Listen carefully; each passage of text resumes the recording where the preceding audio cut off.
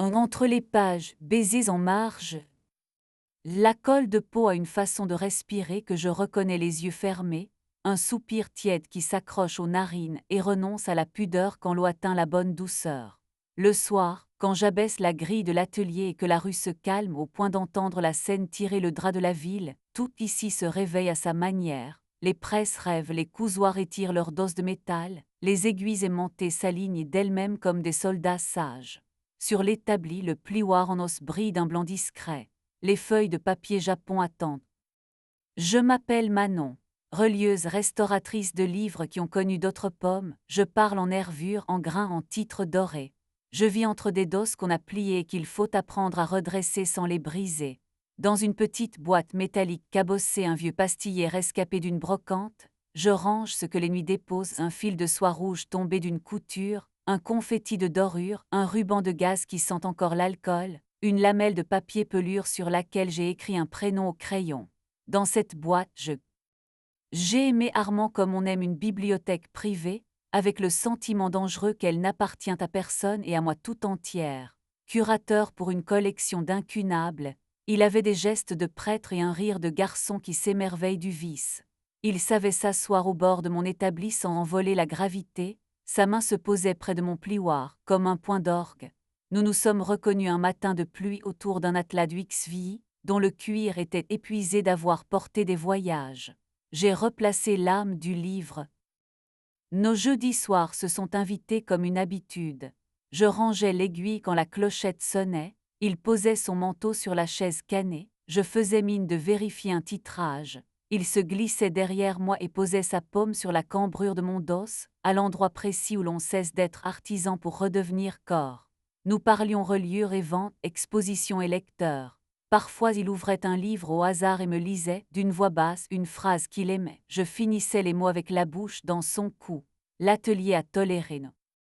La première fissure n'a pas été un mensonge dit trop vite, c'était une odeur d'abord, une note de tubéreuse gonflée insolente qui s'était posée sur la couverture d'un roman relié en veau glacé.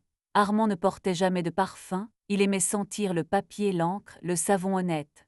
La tubéreuse avait voyagé depuis une gorge étrangère, puis elle s'était adossée au cuir avec l'impudeur des fleurs qui veulent qu'on se souvienne d'elle.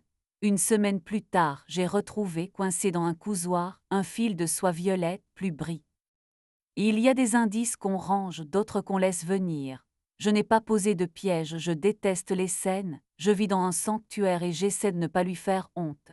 Mais j'ai tourné à peine une vie sur la grande presse d'un quart de tour, j'ai glissé au-dessus d'une pile de cartes, un signet que personne ne touche jamais, j'ai déplacé de l'épaisseur d'un soupir ma spatule favorite. Les lieux qui nous aiment savent quand on les trahit.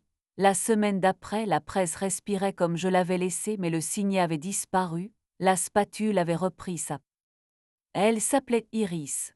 Poétesse aux jupes droites et aux baisers qui s'impriment sur les verres, elle écrivait à l'encre violet et posait ses carnets comme on pose un genou.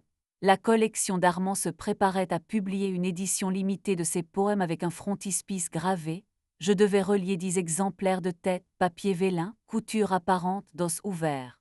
Iris arrivait avec une odeur de poire fraîche, un peu verte, et la tubéreuse qui tenait le rôle principal comme une diva. Elle regardait mes outils comme on regarde une salle avant de monter. Rarement m'a parlé d'ouvrir, un soir où la colle mettait du temps à prendre. Ouvrons, avec des règles nous d'abord, personne du cercle, pas d'auteur, pas de poète en cours, on dit avant, pas après, on protège ce qui n'est pas remplaçable, toi l'atelier. Il a écrit ces lignes aux doses d'un bon de livraison de Bazane et il a signé. Je l'ai regardé, j'ai voulu y croire, j'ai pensé que l'on peut parfois écrire des serments comme on écrit un titre en or pour qu'ils tiennent.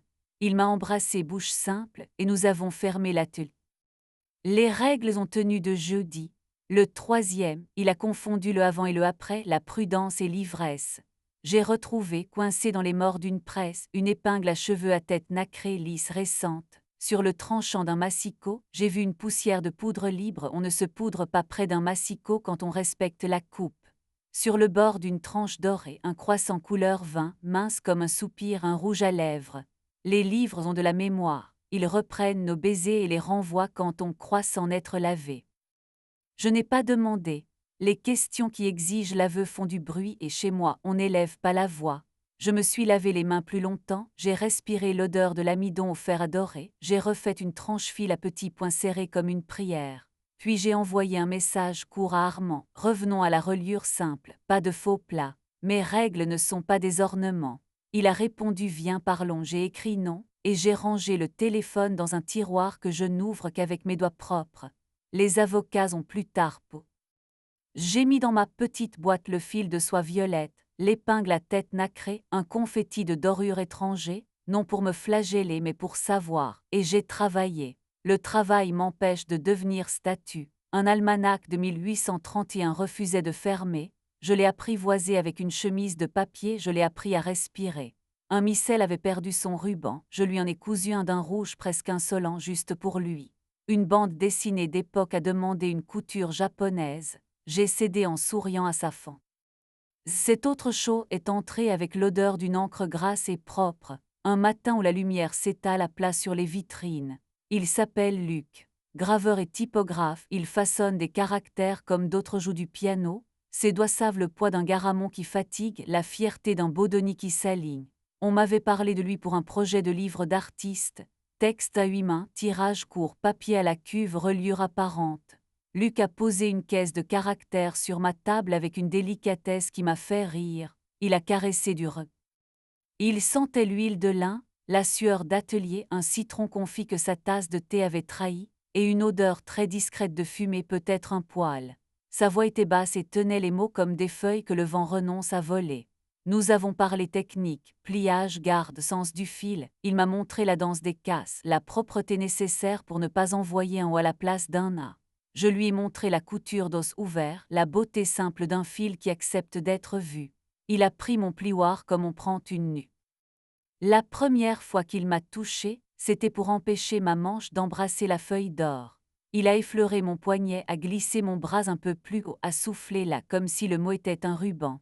La chaleur s'est rangée au bon endroit. Le premier baiser a eu lieu entre deux presses, sous la lampe basse, à l'heure où la colle décide si elle se rend. Il a goûté mon café et le vernis qu'on sent toujours un peu à la fin de la journée. J'ai trouvé sur sa langue un reste d'encre et de citron. Nous avons compté jusqu'à 10 et nous nous sommes arrêtés. Luc n'a pas demandé de règles, il avait le génie du respect. Pas de bouche au-dessus d'un livre ouvert, pas de main parfumée à la feuille d'or, pas de gestes qui prennent la place de l'outil. Nous avons élu un banc au fond, près des disques à polir, un coin d'escalier qui grince comme un rire, le toit contre une gaine où la ville oublie nos noms. Il n'avait pas besoin de prouver qu'il était meilleur qu'un autre, il voulait simplement appartenir à l'heure. Rarement inventé sa soirée quelques semaines plus tard. La nuit des pages. On y montre des ateliers comme des coulisses, on domestique le mot artisanal, on photographie nos mains et on leur demande de se tenir droite. Iris revient avec sa tubéreuse et sa poire, l'odeur avait décidé de marcher devant elle. Armand suit, sourire civil, œil qui réclame l'acquittement. Je les salue en adulte, je n'offre pas au laboratoire le spectacle de ma jalousie, je fais visiter. Je parle des papiers, des coutures, des nerfs, mes mains se souviennent de poser. La foule boit, rit, se penche sur les livres comme sur des bêtes qui n'auraient pas de griffes. Je baisse légèrement le néon au-dessus de la dorure, je fais glisser un rideau pour que la nuit entre, je confie à la ventilation la tâche d'effacer la tubéreuse. Luc est là en retrait en chemise claire avec une tache d'encre au poignet qu'il n'a pas vue. Quand nos regards se trouvent, il n'y a ni promesse ni pardon, juste cette façon de dire que nous sommes à la même page. Après les applaudissements mous et les verres oubliés, je monte sur le toit respirer. La ville brille sans bruit, la scène passe comme une phrase tenue. Luc me rejoint, ne dit pas mon nom, pose simplement sa main sur ma nuque, exactement où l'on cesse de vouloir des arguments. Son front touche le mien, nous respirons ensemble, bêtement, savamment. Tu t'es oublié dans les marges, il murmure, je ris, je m'exerce à demeurer. Comme quoi, comme une tranche-fil, je réponds. Deux couleurs, de fidélité, une patience. Il m'embrasse. Il existe une version de cette histoire où je déroule, devant témoins, l'épingle à tête nacrée, le fil violet, la poudre dorée, les traces sur la tranche, on m'applaudirait pour la netteté. Mon atelier ne me le pardonnerait pas. Il n'est pas conçu pour humilier, il est fait pour réparer. Alors j'ai choisi la douceur rude qui consiste à ne pas nourrir le théâtre. J'ai gardé Iris dans mon regard comme on garde un avertissement, Armand comme une page tournée qui a laissé sa marque au soleil. J'ai choisi d'écrire d'autres marges. Je découvre avec Luc un érotisme qui a la politesse des outils. Il sait où mettre sa paume pour que mes reins cessent de résonner, il garde ses doigts propres quand je travaille, il encrasse les miens quand c'est l'heure. Quand sa bouche trouve la courbe entre mon épaule et mon cou, je pense à la douceur des tranchées fils. Quand il passe sa main à la base de mon ventre, la colle accepte le repos. Nous n'avons pas de règles écrites, mais nous avons des réflexes, nous laissons les livres en paix, nous saluons la presse comme une vieille, nous nous défaisons sans bruit. Parfois. Armand continue d'exister dans les journaux, sur des photos où ses mains sont sages. Iris publie des poèmes où l'on reconnaît la tubéreuse sans qu'elle ose la nommer. Je lui souhaite de trouver un parfum qui ne supplie pas. Quand Armand m'écrit rarement poliment pour me demander une reliure, je réponds par un devis et une date. Je ne verrouille pas la porte, mais je garde la clé à portée de ma paume. Un mardi tard, alors que la pluie bave sur les vitres, une étudiante arrive avec un cahier décharné rempli de phrases qu'elle n'ose pas encore. Elle me demande si un livre peut pardonner. Je lui dis que les livres ne pardonnent pas, ils tiennent. C'est encore plus exigeant, ils deviennent capables d'être ouverts sans se briser. Elle sourit, elle comprend. Je me dis que je devrais écrire ça au-dessus de l'établi, comme un ex-voto, tenir sans se briser. Si un soir vous passez devant l'atelier, la grille à moitié tirée, et que vous m'apercevez tête penchée, main sur un dos, ne vous inquiétez pas, je remercie. Je remercie la colle d'avoir eu la patience de ne pas coller nos mensonges, je remercie les presses de ne pas scander nos colères, je remercie la feuille d'or d'avoir choisi les titres et non les bouches. Vous ne verrez pas ma petite boîte, elle n'appartient qu'aux nuits, mais vous devinerez peut-être, au tintement discret d'un plioir reposé, qu'ici on fait l'amour comme on relit, sans bruit inutile. Je baisse les lumières dans l'ordre qui convient au livre, d'abord la lampe rasante qui aime les confidences, puis la suspension du fond, capricieuse, enfin la veilleuse des presses pour qu'elle ne croie pas que je les abandonne. Luc me rejoint souvent pour fermer, doit glisser dans ma poche comme un signet vivant, nous descendons l'escalier, voleurs honnêtes qui n'emportent rien que de la chaleur. Dehors, la ville s'étire, dedans, un dos neuf décide de nous faire confiance jusqu'au matin. Mes preuves, je les garde à portée de cœur, non pour m'enliser dans un tribunal personnel, mais pour savoir ce que j'ai appris. Entre les pages, je dépose des baisers en marche, ils n'appartiennent à personne, ils ne demandent pas de titre, ils ne veulent pas qu'on les lise trop fort. Je ne possède pas les 10 minutes qu'on s'était promises, je garde celles qui me restent dorées sans ostentation, cousues à petits points réguliers. Et si un jour quelqu'un ouvre un de mes livres et sans comprendre, un souffle de peau d'encre et de patience, j'espère qu'il se